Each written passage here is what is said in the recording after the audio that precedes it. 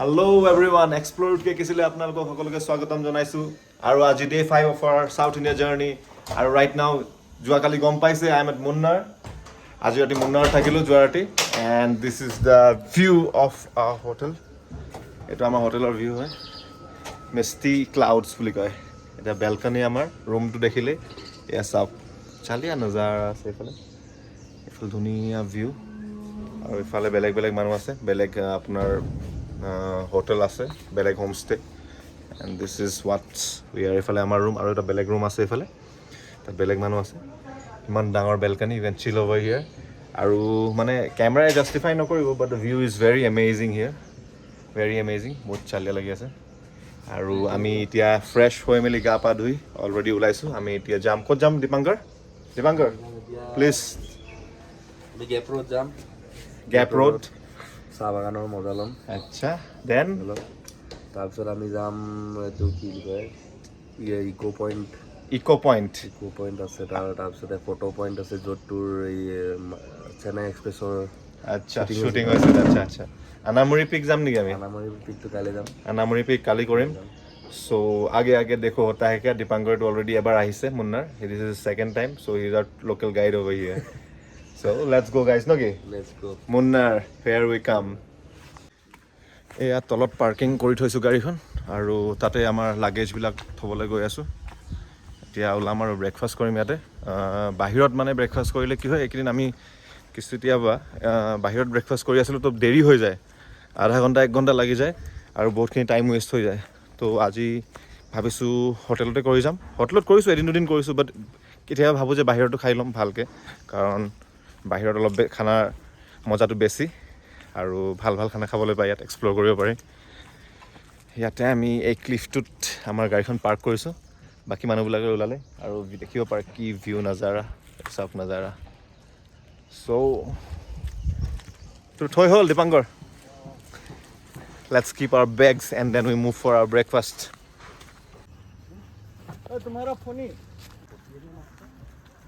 okay এয়া আমি breakfast কৰিব আহি আছো ইয়াৰ ডাইনিং হলত ওপেন ডাইনিং হল এটা আছে কিচেন ডাইনিং হল আৰু মোৰ লগৰ কেইটা অলৰেডি খাই আছে ইডলি আৰু কি ইডলি সাম্বাৰ চাটনি সদায় ইডলিয়ে খাই আছো একদিন ইডলি দোসা আৰে ব্ৰাদাৰ সে হাই हाय we are from Assam from the northeast Assam আমাৰ ৰূপহী গুণৰো নাই শেষ কিন্তু এতিয়া কেৰেলা আহিছো কেৰেলাও ৰূপেৰে ভৰা ৰূপে গুণেৰে ভৰা সো খাই লওঁ বলক তাৰপৰ যাম দুদিন থাকিম নেটৱৰ্কটো আহে সাডেনলি ড্ৰপ হৈ যায় জিৰো নেটৱৰ্ক এয়া আমি আহি পাই গ'লো গেপ ৰোডৰ ওচৰতে এতিয়া পেট্ৰলৰ সন্ধানত বিচাৰি ফুৰিছোঁ আমাৰ গাড়ীত কম পেট্ৰল আছে সেইকাৰণে কাষৰ দোকানবিলাকত সুধিবলৈ আহিছোঁ ইয়াতে বহুত মানুহ ভিৰ যিহেতু এইটো এটা ভিউ পইণ্ট হয় কি ভিউ পইণ্ট মই নাজানো আমি এতিয়া পেট্ৰল ক'ত পাই অসমৰ নিচিনা বাহিৰত খোলা পায় নেকি সুধিছোঁ মানে আমাৰ বেছি ৰেঞ্জ নাই 15-20 কিলোমিটাৰমান ৰেঞ্জ আছে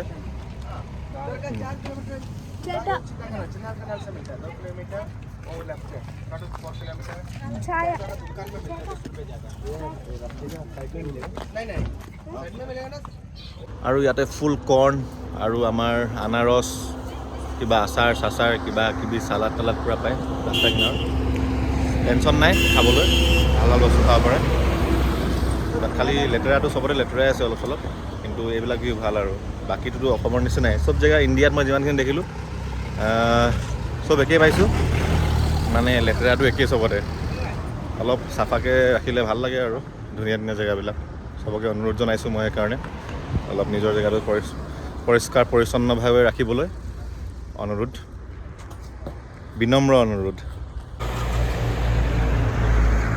বৰ্তমান আমি এতিয়া কৰকমলাই ৰাস্তাত আছোঁ আৰু ইয়াতে আমি গাড়ীখন লৈ গৈছিলোঁ আমাক ঘূৰাই পঠালে জীপত যাব লাগিব গাড়ীখন আমি পাৰ্ক কৰিলোঁ আৰু ইয়াতে আছে ইণ্ডিয়াছ লংগেষ্ট জীপ লাইন তো আমি এডভেঞ্চাৰটো কৰিম বুলি গোটেইকেইটাই ভাবি আছোঁ 400 মিটাৰ হা লেক জীপ লাইন সেইটো লেক জীপ লাইন হয় সেইটো লেক আছে জানো ইয়াত আগত গৈ আছোঁ তাতে জীপ লাইনত ইনকুৱাৰী কৰি আছোঁ আপোনালোকক দেখাম ৰ'ব কি বা কয় আৰু জীপ লৈ ওপৰলৈ যাম আমাৰ কলকুমালাই ভিউ পইণ্টলৈ।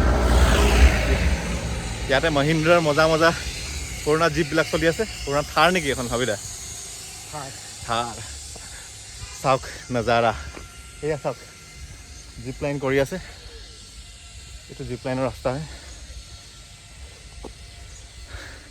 আৰু নজাৰা চাওক।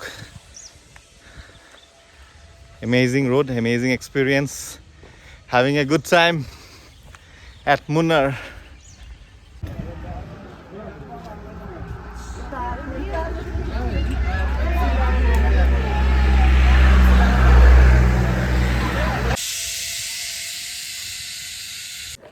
তো বৰ্তমান গিম্বল লগাই ল'লোঁ আৰু গিম্বল লগাই শ্বুট কৰি বেছি ভাল লাগিছে কাৰণ বেছি ষ্টেবল। আৰু ইয়াতে জিপ লাইনটো কৰিম বুলি লৈছোঁ। টিকেট প্ৰাইচ হৈছে 500 ৰুপিজ। এইটো শ্বৰ্ট হয় অলপ, 600 মিটাৰ্ছ জিপ লাইন হয়। ওপৰত আছে আপোনাৰ 1.8 কিলোমিটাৰ জিপ লাইন, কিন্তু তাত বহুত ট্ৰেফিক আৰু জীপো শ্বেডিউল টাইমতে যায়। তো সেইকাৰণে আমি ইমান টাইম দিব নোৱাৰোঁ। তাত আমি ভাবিছিলোঁ যাম বুলি, জীপত গৈ পেলাই তাত কলকুমালাই ভিউ পইণ্টটোত আমি জিপ লাইনিং কৰিম বুলি ভাবিছিলোঁ।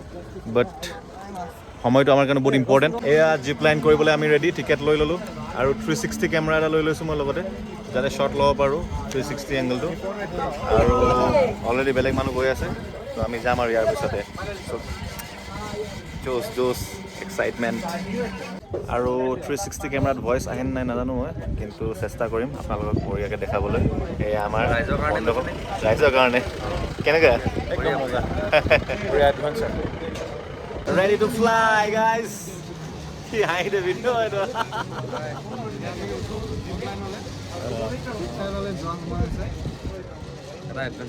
Tak. ৰাস্তাত মই দীপাংকৰক গুৰ মাৰি দিম যাতে বাইকত পৰি যায়। Let's go.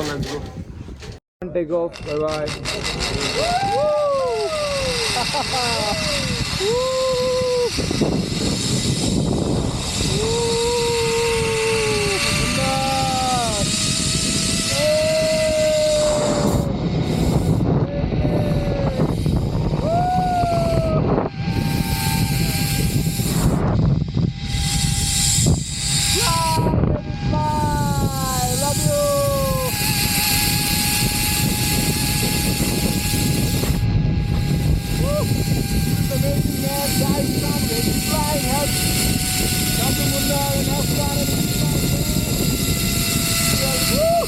অসমৰ পৰা মুন্নাৰত amazing first time experience.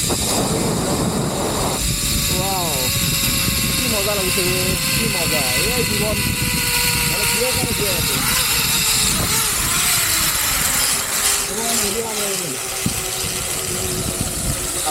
It was amazing আৰু ফ্লাই কৰি আহি পালোঁ এইটো এণ্ডত। এতিয়া এইফালে খুলিলে আৰু মোৰ বস্তু, এতিয়া মৃত্যুঞ্জয় খুলি আছে আৰু ইফালৰ পৰা লগে লগে ফ্লাই কৰিলে, ভাল লাগিলে। আৰু সিহঁতৰ 360 কেমেৰা এটা লৈছিলোঁ, তাত শ্বুট কৰিলোঁ, ভিডিঅ'টো মই দিম আপোনালোকক। চ' here we come, first time zip lining, it's amazing experience guys, loved it. আপোনালোকে আহিব ইয়াত, ভাল লাগিব কৰি। আৰু এইটো শ্বৰ্ট ডিষ্টেঞ্চ হয়, পটককৈ শেষে হৈ যায়, 1 মিনিটমানত ভাল লাগি যায় মজাকৈ। Wow Munnar, this is life, enjoy but not too much, just like ৰাকুডা। আহি পালে ইয়াৰ ছেকেণ্ড বেটছ আমাৰ পিছত। কেনেকুৱা লাগিলে মৃত্যুঞ্জয় এক্সপিৰিয়েঞ্চ কোৱা? It was very nice and it was very fun of man. পাংগৰে ক'ব ইয়াৰ এক্সপিৰিয়েঞ্চ কেনেকুৱা হ'ল জিপ লাইনিঙৰ? মজা লাগিল ভাই, মানে বেলেঞ্চ কৰিব পৰা নাই। মই মানে এনেকুৱা ঘূৰিব বিচাৰিছোঁ ন, ঘূৰিব বিচাৰিব পৰা নাই, মানে যোনফালে ঘূৰিছোঁ সেইফালে মিলাব লগা হৈ গৈছে। আৰু মোকো আগত ঠেলি দিলে ন, মৃত্যুঞ্জয় থাকি আহিলে বে। এনেকুৱা স্পীডত আহিছোঁ মানে মই বোলো অবিতা ক'ৰবাত থাকি আহিলোঁ মানে। মই কেমেৰাটো হাই ক'ব বিচাৰিছোঁ, অবিতা মোক উঠাওক, মই অলৰেডি বহুত দূৰ আহি গ'লোঁ মানে। গধুৰ মানুহকেইটা জল্দি আহি যায় মানে। মইতো বহুত পাছতে থাকি আহিলোঁ, ভাবিছোঁ চলো ইয়াৰ ওচৰত পামগৈ, নাই নাপালোঁ আৰু লাষ্টলৈকে।